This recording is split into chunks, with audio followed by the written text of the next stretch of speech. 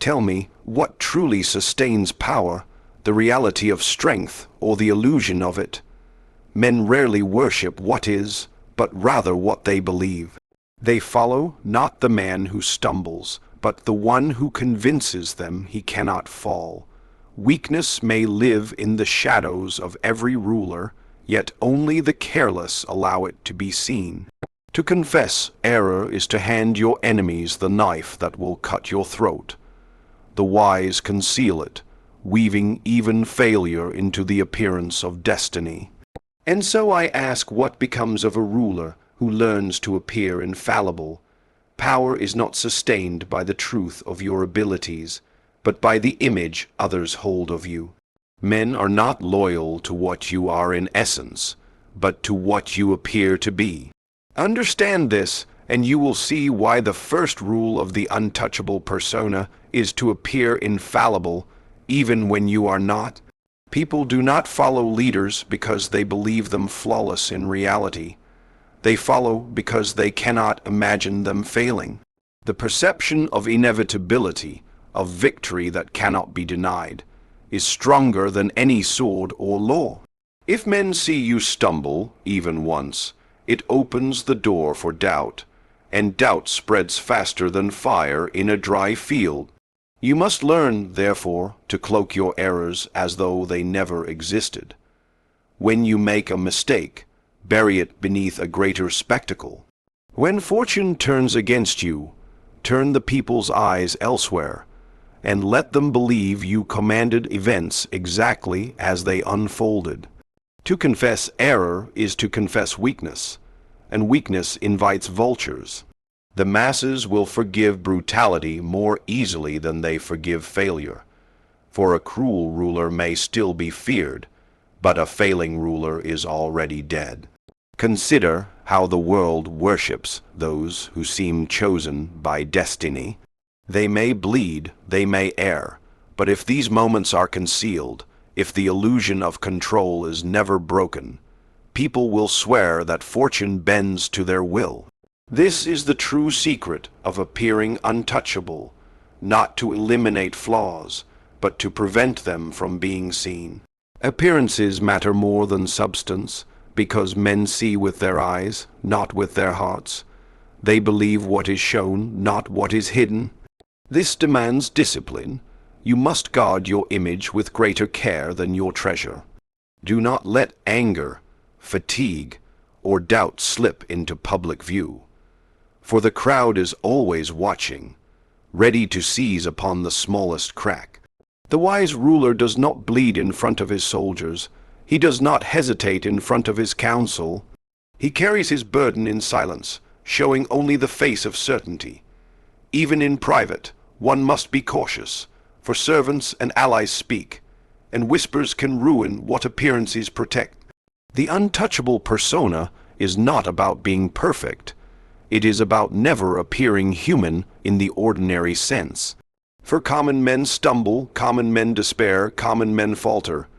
But you must project the image of one above such fragility, a being whose course cannot be shaken. If they see you as inevitable as immovable, then even fortune itself seems to stand at your side.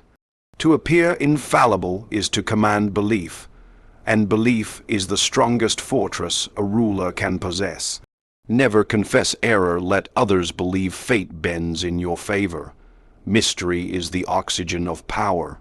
The more you allow yourself to be seen, the more ordinary you become, and once you are ordinary, you are vulnerable. Familiarity breeds not loyalty but contempt, for men cannot revere what they touch too often. To build the untouchable persona, you must master the art of distance and mystery, keeping others near enough to feel your presence, but far enough to never grasp your essence. A ruler who is too available ceases to be a figure of awe. He becomes a tool, a servant, a thing to be used. Reverence withers when people think they know you completely. You must understand that scarcity breeds value. If your presence is rare, it will be cherished. If your words are seldom heard, they will be remembered. Appear too often, and your presence loses weight. Speak too freely, and your voice loses force. Men are drawn to what they cannot fully possess, and so you must never allow yourself to be fully possessed. Let others wonder about your thoughts, your plans, your intentions. Ambiguity unsettles them, and in their uncertainty, they will attribute to you more wisdom, more foresight, and more power than you may actually hold. Distance is not absence. A ruler cannot vanish, for invisibility breeds suspicion. Instead, one must strike like a thunderclap, rare, sudden, and unforgettable. Appear when your presence carries meaning, when it reminds others of your authority, when it stirs unease in your enemies and devotion in your allies. Withdraw when your image risks becoming dull, and let the silence between your appearances do the work of magnifying your presence. In this rhythm of distance and return, power gathers weight. Mystery must also be woven into your very character. Do not allow others to read you too easily. Let your eyes conceal more than they reveal. Let your silence carry more meaning than your words. A predictable man can be defeated, but one who cannot be read is feared. If they are never certain whether you are merciful or merciless, whether you are plotting war or offering peace, they will treat you with the caution reserved for dangerous storms. The untouchable persona thrives on this uncertainty. When men cannot measure you, they cannot prepare against you. They hesitate, they second, guess, and in their hesitation lies your advantage. Keep allies reverent by giving them glimpses of your approval, but never the certainty of your heart. Keep rivals afraid by concealing the line between your patience and your wrath. The less they know, the more they imagine, and their imagination will build you into something greater than any truth could achieve. The untouchable does not walk among the crowd like one of them. He walks above them as a figure shrouded in distance and mystery. Men are not governed by truth, but by the stories they believe.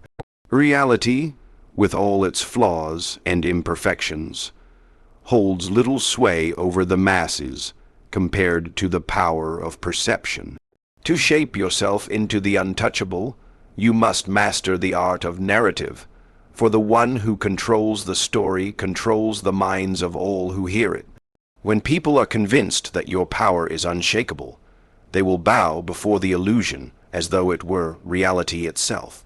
Even your enemies, if drowned in the echoes of your invincibility, will hesitate to raise their hand, fearing they strike not at a man, but at destiny.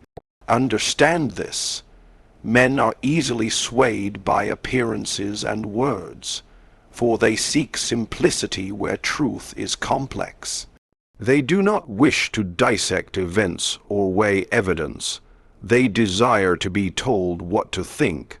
Thus, it is not enough to act with strength. You must be seen as strong. It is not enough to win. You must be celebrated as the inevitable victor. Let the victories you achieve be proclaimed with thunder, and let your defeats be buried in silence or disguised as cunning moves within a larger design. The masses rarely question what is told to them with confidence. They accept appearances as truth, and the ruler who provides a compelling tale becomes, in their eyes, untouchable. This requires constant vigilance. You must never allow the voice of your critics to outweigh your own. Silence them not always with force, but with greater noise. Overwhelm their whispers with your narrative until their truths appear as lies and your lies appear as truths. If a ruler falls but convinces the people it was a calculated step, he rises again with his power intact. If fortune turns against him, but the story declares it was by his will, then fortune itself appears to serve him. Even in private matters, narrative shapes loyalty. Courtiers and allies are guided not by what they see, but by what they believe others see. If the court thinks you are invincible, they will cling to you, fearing exile if they oppose you. If the people believe you cannot be undone, they will worship your rule as a force of nature. Belief multiplies itself, feeding on rumor and repetition, until it hardens into a truth no one dares to question. Never neglect this invisible weapon. Armies may falter, wealth may dwindle, but the story of your invincibility can carry you through calamity. Once men are convinced that resistance is futile, they surrender before battle begins. The narrative is the fortress no siege can breach, for it is built not of stone, but of conviction lodged in the hearts of those who follow and those who fear. When people believe you cannot be harmed, even your enemies will hesitate to strike. Love is a fleeting thing, soft and fragile, easily broken by disappointment or betrayal. But fear endures. It binds men more tightly than affection ever could, for love gives choice, while fear removes it. To shape the untouchable persona, you must understand that fear is not merely a tool. It is armor. It shields you from betrayal, commands respect without negotiation, and ensures obedience when affection would fail. A ruler who seeks to be loved becomes hostage to the fickle moods of men, but one who is feared commands them regardless of their moods, for fear is a weight that presses upon the heart and cannot be cast aside. The masses may smile upon the ruler they love, but they obey the ruler they fear. Love fades when fortunes shift, when prosperity declines, when envy stirs in the hearts of the people. Fear, however, sharpens in adversity. Men may grumble against the hand they love, but they rarely move against the hand they fear, for the cost of rebellion appears too great. Even in secret, fear lingers. It whispers to conspirators in the dark, asking them if they are truly willing to pay the price of failure. This is not to say that cruelty should be unleashed without reason. Terror without measure corrodes loyalty and breeds reckless hatred. Fear must be crafted with precision, like a blade sharpened to perfection. The untouchable persona inspires fear not through chaos, but through certainty. Men must know that disobedience will meet punishment as inevitable as the rising sun. It is predictability, not savagery, that makes fear enduring. A ruler who punishes sparingly yet decisively will be more feared than one who rages without restraint. For the people may pity the tyrant's victims, but they will never test the ruler who strikes only when necessary, and always with finality. Fear, when rightly managed, does not repel loyalty, it secures it. Those who fear disappointing you will labor harder than those who merely hope to please you. Soldiers who fear your wrath will stand firmer than those who fight only for affection. Advisers who tremble at the thought of your displeasure will guard your interests more fiercely than those who are merely fond of you. Fear anchors duty where love would allow negligence. Even rivals, when they sense fear in your presence, grow cautious. They calculate endlessly, unsure whether striking against you might destroy them before it harms you. This hesitation is your shield. Fear turns your enemies from predators into prey, uncertain, hesitant, and divided. And once fear is established, it grows like a shadow. Even when you are not present, the memory of your power governs their actions. The untouchable persona does not beg for affection, it demands reverence. Love may win hearts, but fear secures thrones. The most dangerous blow is the one no one sees. Power is not preserved by constant open struggle, but by the quiet removal of threats, leaving no trace of your hand. To become untouchable, you must learn to break enemies without being seen, to erase opposition so silently that it seems fortune itself destroyed them. A ruler who wages war in the open exposes his strength and his weakness alike. A ruler who moves in shadows appears eternal, untouched by conflict, as if destiny clears his path. When you strike, do not let it be obvious. If a rival suddenly falls from grace, let it seem the result of his own folly, not your design. If an enemy loses power, let the world believe it was chance, not your will. By keeping your hand hidden, you rob others of proof, and suspicion becomes their only weapon, a weapon too weak to pierce the armor of appearances. Men accept what they can see more readily than what they can prove, and so long as no evidence binds you to destruction, your reputation remains clean while your enemies vanish. The untouchable persona thrives on this duality, ruthless in action, yet pure in image. You must divide the blade from the hand, ensuring that no one links the strike to you. Use others as instruments, rivals against rivals, ambition against ambition, so that destruction comes from within their own ranks. Let the envious devour one another, let the greedy overreach until they collapse, and let the reckless burn themselves in their own fire. All the while you remain untouched, appearing as though you had no part in their downfall, while secretly orchestrating each step. This subtlety does more than protect you, it elevates you. When men see your enemies fall one after another without your involvement, they begin to believe you are favored by fortune itself. They imagine the world bends to your will, that destiny itself removes obstacles from your path. Such illusions feed your aura of invincibility, making future opposition less likely to arise, for who dares to challenge the one whom fate protects? But do not mistake subtlety for hesitation. When the moment demands it, you must strike swiftly and without mercy, but always in such a way that your presence is invisible. A clean stage leaves no trail of suspicion. If your hand cannot be erased, then let the strike be so overwhelming that no one dares question it. Fear silences inquiry, but invisibility prevents it from arising in the first place. Power that is openly contested is fragile. Power that appears to remain untouched even as enemies vanish seems eternal. The ruler who appears untainted by blood, yet benefits from every death, embodies the true untouchable persona. A ruler who appears untouched by conflict is believed to be favored by destiny itself. Flesh decays, crowns tarnish, and the hands that hold power are eventually claimed by death.